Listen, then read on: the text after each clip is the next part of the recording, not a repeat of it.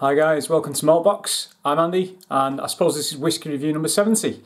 What I've got for you today is something a little bit different. I posted a video of my whiskey collection about 3-ish years ago and I thought, why not do an update? You know, I mean, things change in 3 years.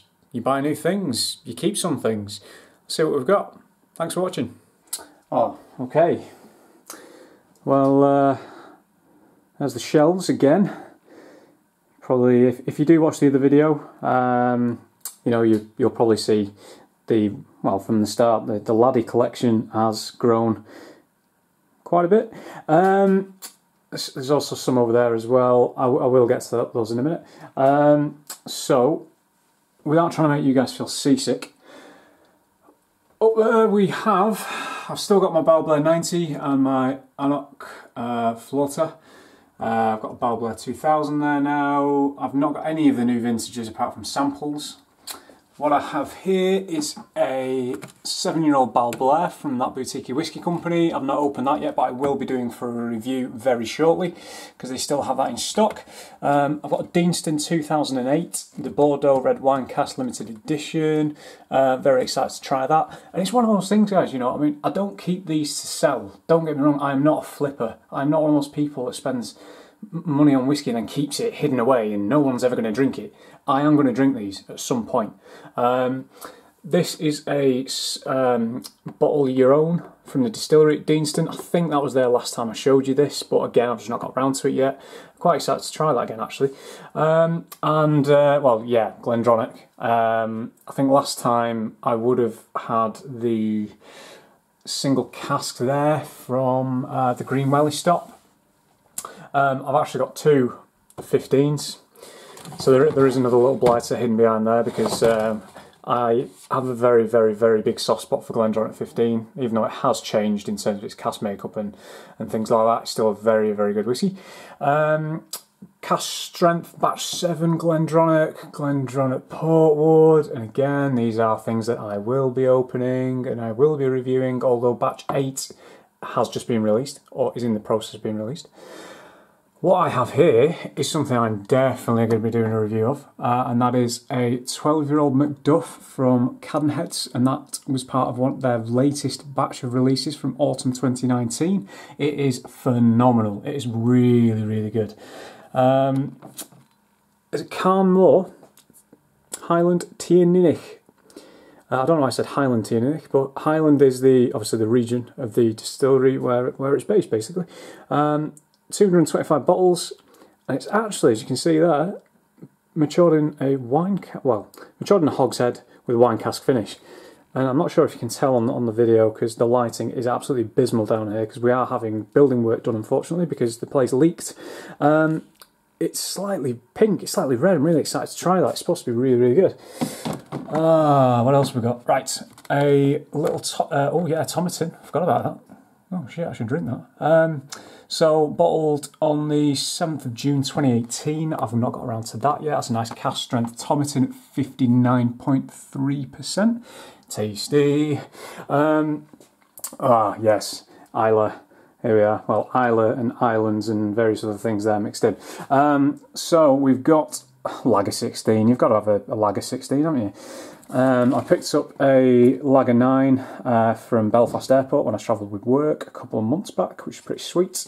It's a really, really nice drop. It's for you Game of Thrones fans out there.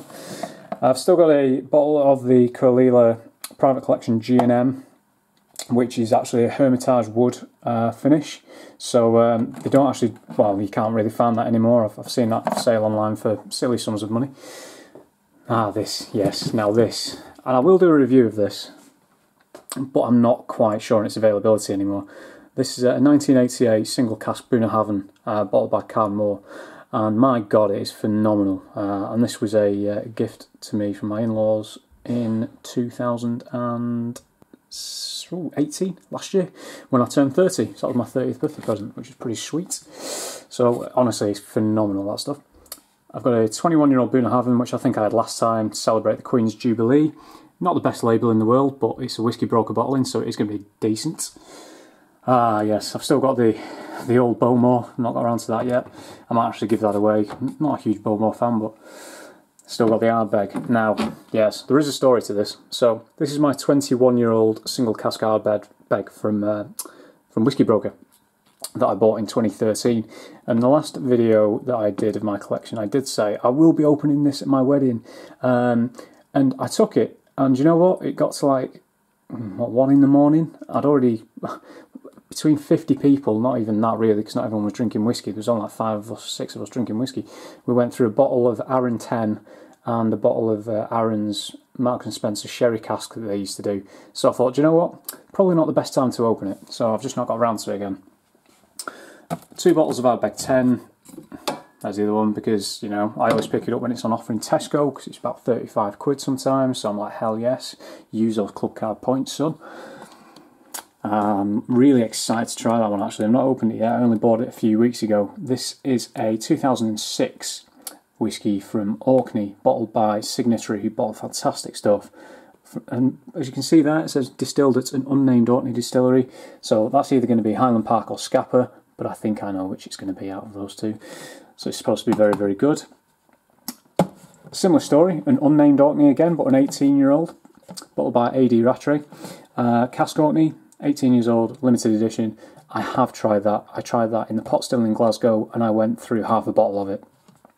Awesome. Buttery, lemon, vanilla, so creamy. My God, it's good. Right, so we've got another Cadenheads here from the same batch. This is one that I, again, bought a couple of weeks ago.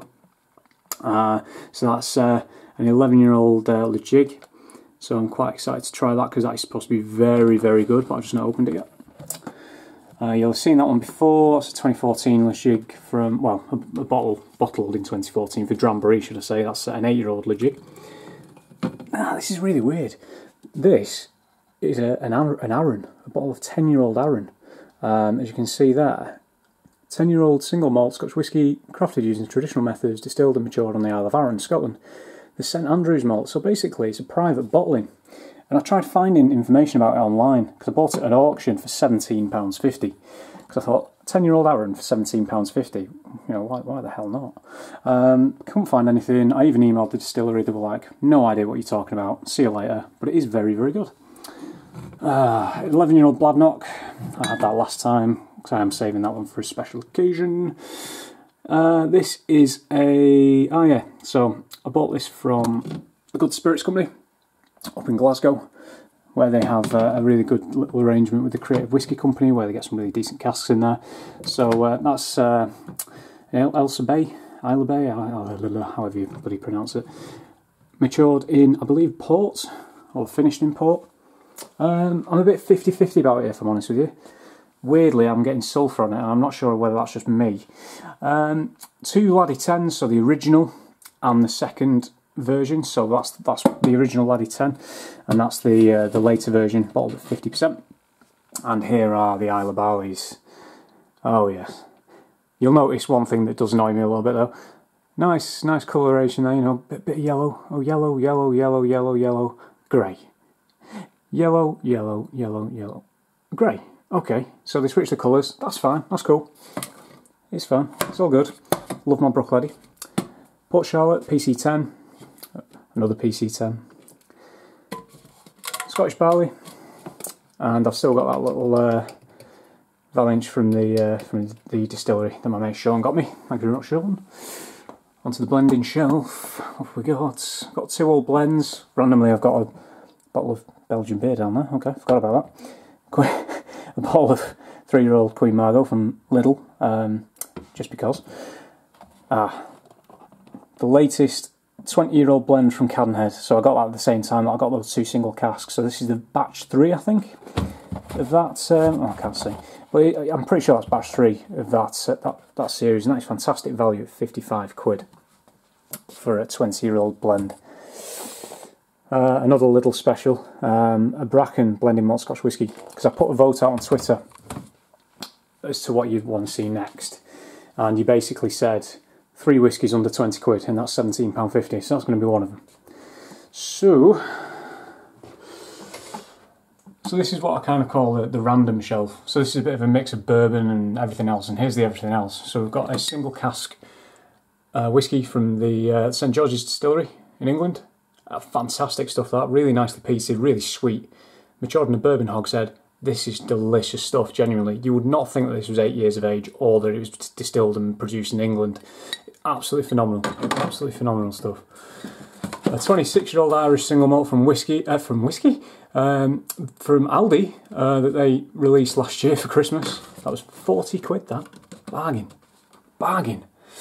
Right, onto the bourbon. I'm a bit light on the bourbon at the minute. I normally have more than this, but...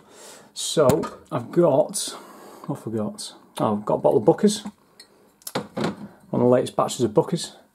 I still have my Elijah Craig 12 when they used to sell it in M&S. 4 Roses small batch. I go through about 3 of those a year.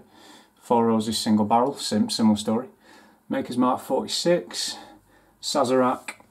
Big fan of Sazerac, particularly in cocktails. And a bottle of Wild Turkey Wild Breed. Just ignore that random little llama in the corner. And apologise if the camera's not very steady. I'm currently tripping over wine. Right, Campbelltown, here we go. Now we're talking. So, I still have one of the bottles of the Whiskey Broker Springbank 18. I bought 2 of these back when it was released.